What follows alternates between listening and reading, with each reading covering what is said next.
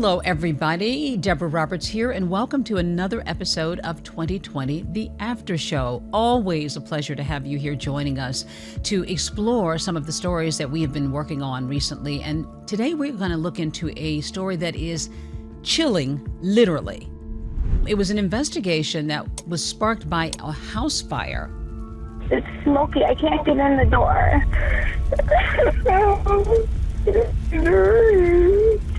A 911 call that revealed a possible murder and love triangle that shocked Bismarck, North Dakota. John Quiñones and our 2020 team report on this story in our episode, The Last Strike. And of course, it's available to stream on Disney Plus and Hulu, so you're going to want to see this one. So much to talk about in this case. Security camera footage documenting the events leading up to the crime. The intense police interrogation tapes with a Canadian man caught in what turned out to be an apparent affair with the woman who was at the center of the case.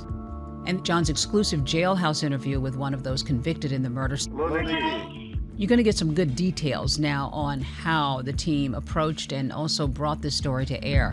John Q, hello, sir. Hi. Hey. Thank you for having me. Always great to see you. You know, you and I are always traveling in different orbits, so I don't get to have you here in person, but hopefully next time. I miss you. I miss you. Same here. And I know you're out, working right now. But take us back to this story in North Dakota. And of course, let's first talk about when we said it's a chilling story. Literally, the winter in North Dakota is no joke in Bismarck, right? I mean, in November and February, the heart of winter. Yeah, I grew up in South Texas, and man, this was bitterly cold, absolutely freezing. It was 20 below when we started shooting, and we had to film a lot of it outdoors. John, we send you to the best places, by the way. You noticed that, right? Yes, in December. In December. I had rented a car, and I remember I was slipping and sliding all over the place in Bismarck, North Dakota. The days are short there. The nights are terribly long. It's dark all the time. Yeah. Well, I know exactly what that's like. I mean, standing out there in the longest time for the cold. People don't think about that part of when we are doing these stories, of us having to collect these stories and go through the elements. And when we talk about some of the things that we do in these stories, and I did a story once where I went to a bowling alley and interviewed someone. You actually went to a bowling alley in this particular... And bowled. And did you throw a strike? Did you do well? Of course. My first roll of the ball, it was a strike. I'm much better at bowling, by the way, than I thought. Honestly, people were cheering inside the bowling alley, and we went there because that's where part of the story took place. But it was pretty amazing. I bowled a strike right away. I'm impressed by that because I never did. Let's talk first before we get into the story, though, when you talked about the freezing cold and the temperatures. And this podcast is an opportunity for people to sort of learn a little bit more about what we do, pull back the curtain, as it were. And you, like me, I mean, you pack your bags and you are gone sometimes like in an instant. I always make sure I've got like sneakers and maybe even a jacket. I mean, Bismarck is a whole different story. But, when you're talking about having your to-go bag ready and doing things that you might not necessarily be doing normally, what's always key for you to get ready? Well, I always have an extra bag packed. I have 2 sets of everything, clothing, shoes, toiletries, and in the winter, a big down-filled jacket, because you never know, and warm boots, right? And this time they came very, very handy in Bismarck, North Dakota. I can imagine. Your team had a little bit of a snafu. The car broke down at one point, and then you got frostbite. Yeah, I didn't really. My producer, Joe Diaz, who was looking out for me, brought me this nice winter coat with flaps that go down all over the place, and all you could see was my eyes. But truth be told, I looked pretty silly in hats. And I chose vanity. I chose looking good over warmth and function. Yeah. My ears were exposed to the cold winter. I was doing an interview outside. They were exposed to the cold wind for just like 2 or 3 minutes. Wow. Well, after a few days when I came back, actually on Christmas Eve, I noticed the surface of my right ear had turned charcoal color. Ooh. And it was peeling off. Uh-huh. It was frostbite. It was a gift my senior producer was not expected. A valuable lesson to you. Let's wear the hats. You can imagine how I feel. He was feeling bad. part of my ear was gone. Yeah. At Oh least my the labia. gosh. It Oh grew my. back. It grew Well, back. well, these are the things that we parachute into when we go to these towns in Bismarck. So, and we're going to get to the murder case in just a second. But tell me a little bit about the community, because it's always interesting to know something about these communities that we report in. And we don't go to North Dakota a whole lot for our stories. I've been to Florida and South Carolina and Texas and all the typical places, but not North Dakota. I found it to be a really pretty town, Bismarck. It's right on the Missouri River, the state capital of North Dakota. And compared to other states, North Dakota has a relatively pretty low crime rate. Yeah, which is why this case was so surprising. Well, John, it's always great to hear about the behind the scenes, but I want to dig into the reporting here and also how a four-legged detective helped solve this case. So don't go anywhere, folks. John and I will be right back.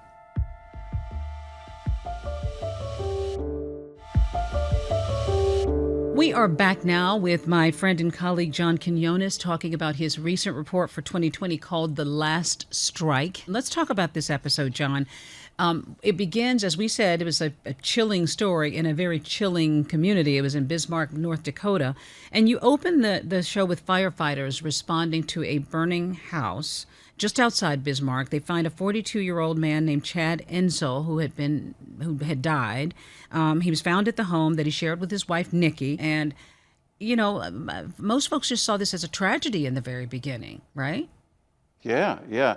I mean, Chad, everyone described him as Chad Entzel as an active, very adventurous man who had plans for the future. He had lots of hobbies. He loved bowling, and that's why we're calling this story The Last Strike. When it came to bowling, he could bowl a perfect 300-scored game. He was part of a dart team. And then one day, suddenly, he doesn't show up for work. His wife, Nikki Entzel, calls the police. And she tells dispatchers that her house is on fire. She's worried that her husband is inside. Eventually, as you mentioned, Chad's body is found in that burnt-out house. And Nikki starts telling people that they had a faulty furnace in the house, and that may have been the cause of the fire. Yeah, and so everybody sort of thinks that, and they just think that this is just a real tragedy and how sad. And then when investigators hit the scene and they bring a canine dog on the scene, things start to change. The dog notices the smell of something, and this starts an investigation into something deeper. Things looked kind of suspicious inside the house, so they bring in this dog, this canine, Webster, and he's part of the fire department's what they call the accelerant detection unit. And Webster has a keen sense of smell, as so many dogs do. Dogs do, yeah. And he can detect all kinds of ignitable liquids, like 60 different kinds. This dog, Webster, was also able to pinpoint investigators to a certain type of accelerant that it was placed inside the house where Chad and Nikki lived to start the fire. So he was the key to it all. He found the source of that fire. Yeah, and it doesn't take much oftentimes for police to get that sort of sixth sense that something else is amiss. So they think that this guy died in the fire, and then they discover that he had actually died from gunshot wounds.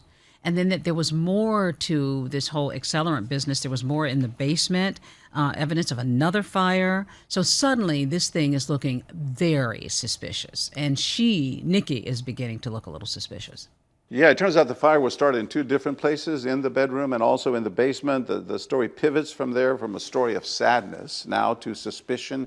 And the focus shifts from accidental fire to a homicide investigation. Yeah, you said this is a small community. There's shock in the community. There's a feeling of betrayal. They start looking at some surveillance, some security footage that they've seen, and they show Nikki walking around town with another guy, and clearly having an affair. So once again, the radar goes off for them about her and what potentially could be her involvement. Yeah, they see him with a Canadian man by the name of Earl Howard. And this was very suspicious to investigators. Not only did security cameras capture the couple all over town, they were also going in and out of Nikki and Chad's house, the house where that fire occurred and where the husband was found dead. Numerous times they're going in and out of that house the night of the fire. the night Chad died. Now, tell us about this couple, because by all accounts, they were, a nice enough, happy enough couple. And then, of course, they now discover that she's having an affair, which automatically for police will set off some warning bells of something. Talk to us a little bit about the couple, and also, too, about Earl. I mean, what connected them, and just what police began to unravel when they looked a little deeper. No, he was a really nice guy, the husband, and no one ever suspected there was anything wrong, any trouble in that marriage. But not so much for Nikki. Investigators discover surveillance video that show her kissing this man, Howard, the Canadian man, publicly out at Walmart. Of course, you got to watch those Walmart security cameras. Just the day before Chad goes missing, she's seen kissing this guy, Earl. They bring her in for questioning, and they talk to her for about 6 hours. She tells them that it was Earl Howard, the lover, who shot her husband Chad while they were struggling over a gun. And she says she was just waiting outside in her car. But investigators, they weren't so convinced of that They didn't believe that. And then they bring in Earl Howard, and then he has a story to tell, and they start cutting a deal with him, and then he tells a little bit of a different story there. Yeah, he denies that he had anything to do with the shooting. Then he claims it was Nikki who shot Chad while Howard was waiting out in the car. He says he offered to take care of things for Nikki, in other words, burn the evidence. And he admits to police that he did have a romantic relationship with Nikki, saying they got together a number of times, including a romantic getaway to the Mall of America in Minnesota. And authorities now confirm that they were having an affair. Yeah. Once again, one of those things is stranger than fiction. And people always ask us, like, why wouldn't the person just leave? Yeah. And then what about the community, John? Because oftentimes when we go into these communities, you can tell they've been devastated by, something like this. And as you said, it was a fairly low crime rate in that town. And this was something that was shocking. What kind of an impact did it have on the community? Surprising, because Nikki was seen as just a regular, nice person. She was a good baker. She had a baking business and making bread and cookies and muffins. And while he was working in this area, this man, Earl, was one of her customers. Howard eventually pleads guilty to a number of charges, including arson, conspiracy to commit arson, and then he eventually is sentenced to 25 years in prison. Nikki goes to trial. She is found guilty, among other things, of conspiracy to commit murder and to commit arson, tampering with evidence, and she's sentenced to life. She's found guilty and sentenced to life with the possibility of parole.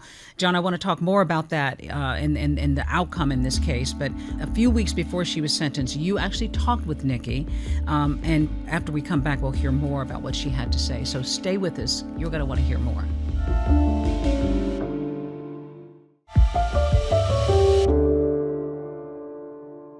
I'm back now with John Quiñones on this story that he just reported on, the last strike, about the death of a Bismarck, North Dakota man, the Chad Entzel murder case. John, this was one, and like all these stories that we cover, I always feel kind of redundant when I say lots of twists and turns, but that's what makes it such a compelling story for us. At the center of your report, you interviewed Nikki Entzel, the wife of the murdered man, who ultimately was found guilty in his murder. She had been having an affair, and she wanted him out of the picture.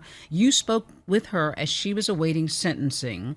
And why do you think she was motivated to sit down? That she wanted to continue pleading her innocence.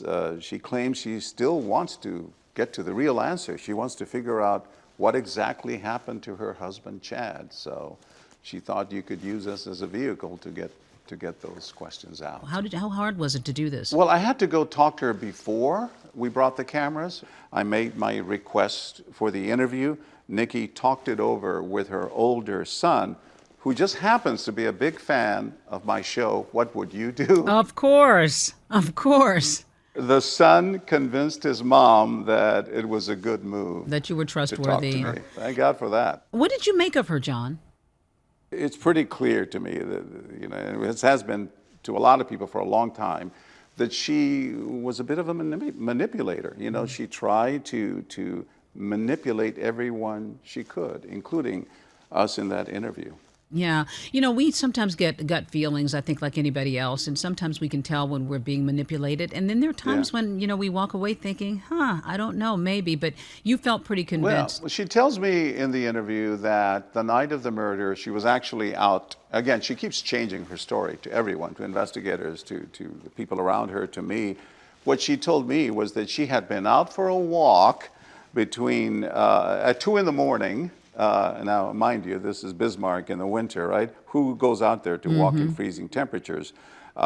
She says she was out there for more than an hour and a half in the interview with me. That's a little suspect. And remember, right after the murder, she told police a different story. She said she was inside the house when she heard some gunshots. It was just another one of her many changing stories. Yeah, she actually acknowledged, too, that her story had changed a lot. You're absolutely right. And then she, there's a big question about whether she's being truthful. And she was talking to you about the night of the murder. She talked about being out at 2 a.m., which obviously sounds a little bit strange. And by the way, we did ask her also, what about that kissing scene, the two of you making out at the Walmart the day before your husband's murdered? She denied it ever happening. She said it didn't happen. Even though it's on video. Yeah, she said he wasn't my type. But later, she said, when she saw the video, well, a kiss could have happened. She said, quote, have I kissed many friends on the cheek? Have I kissed my kids on the cheek? Have I kissed my exes on the cheek? Yeah, I have. Oh my goodness, yeah, lots there to unpack, John. Definitely lots there to unpack. But she consistently denies taking part in her husband Chad's murder. Well, she remains behind bars, serving a life sentence in prison. It's a story I'm sure that community will be dealing with and living with for a very long time, and one our viewers certainly won't forget. John, always a pleasure to catch up with you. Thank you. Thanks for taking the time. Good to be here. And come back to New York. Let's see you sometime in the flesh. In the summer. I would. Makes perfect sense. I get it. Well, great. Always great seeing you, John. Thank you for joining us. And of course, you can stream The Last Strike and other 2020 episodes on Disney Plus and Hulu. And of course, always join us on Friday nights or 2020 on ABC. Thank you so much for being with us. Everybody take care.